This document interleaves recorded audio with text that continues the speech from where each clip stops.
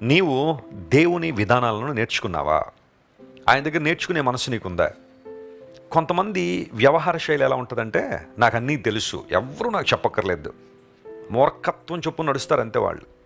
భార్య అంటది, ఏమంటే బైబిల్ చదవండి, దేవుని మార్గం ఉపదేశించబడుతుంది, ఆయన నీతి మార్గంలో మీరు నడుస్తారంటే, నేను ఎందుకు చదవాలి బైబిల్? నువ్వు కదా చదవాల్సింది. నాకేం తెలియదని చదవాలి? నాకు అన్నీ తెలుసు కదా, నాకు చాలా జ్ఞానం ఉంది కదా, నేను చాలా తెలివైనాను కదా, నా పేరు వెనకాల 2 డిగ్రీలు ఉన్నాయి కదా, ఇంక నేను ఎందుకు బైబిల్ చదవాలి? నీలాంటి వాళ్ళు చదవాలి అని భార్య నోరు మూపించేస్తాడు. పోనీ ఇతడు అన్ని డిగ్రీలు సాధించి ఏం చేస్తాడా అంటే, ఇష్టానుసారం తిరుగుతాడు, త్రాగుతూ ఉంటాడు, ధూమపానం చేస్తూ ఉంటాడు. మరి అంత చదువు చదివి ధూమపానం చేయకూడదనే విషయం అతనికి తెలియలేదు. అంత చదువు చదివి ఆల్కహాల్ సేవిస్తే ఆరోగ్యం పాడైపోతున్న విషయం అతనికి తెలియట్లేదు. అక్రమ సంబంధాల్లో బ్రతకడం తప్పు అని అతనికి తెలియట్లేదు. దేవుని వాక్యాన్ని నిర్లక్ష్య పెట్టేవాళ్ళు చాలామంది ఉన్నారు. అయితే దేవుని విధానాలను మనం నేర్చుకున్నప్పుడు, ఆయన మార్గములను జాగ్రత్తగా అనుసరించినప్పుడు వర్ధిల్లుతాము అని బైబిల్లో రాయబడింది. దేవుడు మనలను వర్ధిల్లింపజేసే దేవుడు. ప్రైజ్ ది లార్డ్, హల్లెలూయా. నువ్వు ఎవరో అయినా సరే దేవుని మార్గములోనికి నువ్వు రాగలిగితే, యేసుక్రీస్తు ప్రభువారు అన్నారు, నేనే మార్గమును సత్యమును జీవమును, నా ద్వారా తప్ప ఏ ఒక్కరు తండ్రి వద్దకు రారని. పరలోక రాజ్యం చేరుకోవాలంటే యేసుక్రీస్తు ప్రభు ఏకైక మార్గమై ఉన్నారనే విషయం బైబిల్ చాలా స్పష్టంగా సెలవిచ్చింది. దేవుడు ఎప్పుడు మనతో అబద్ధమాడేవాడు కాదు, ఒకడు పెట్టుకుని మరొకటి మాట్లాడేవాడు కాదు. ఆయన ఉన్నట్టుగా మాట్లాడతాడు. నువ్వు నమ్మితే, విశ్వాసం ఉంచితే, ఆ మాట ఎందు లక్ష్యం ఉంచగలిగితే దీవెన పొందుతావు.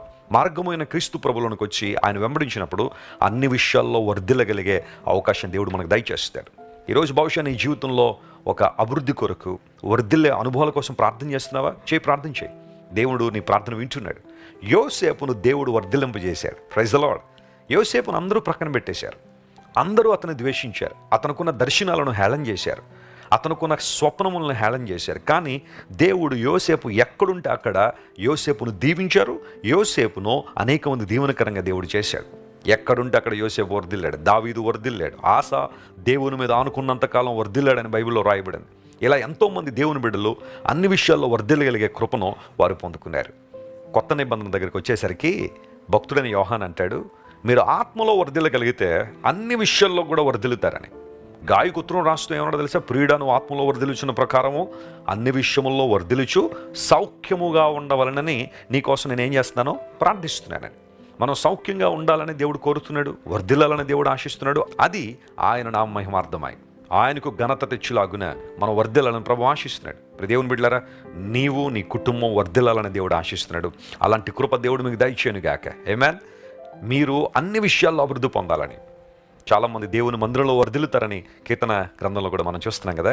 దేవుని మందిరంలో వర్ధిల్లే అనుభవం, ప్రార్థనలో వర్ధిల్లే అనుభవం, ఆర్థికంగా, సామాజికంగా అన్ని విషయాల్లో కూడా నువ్వు నేను వర్ధిల్లాలని దేవుడు ఆశిస్తున్నాడు.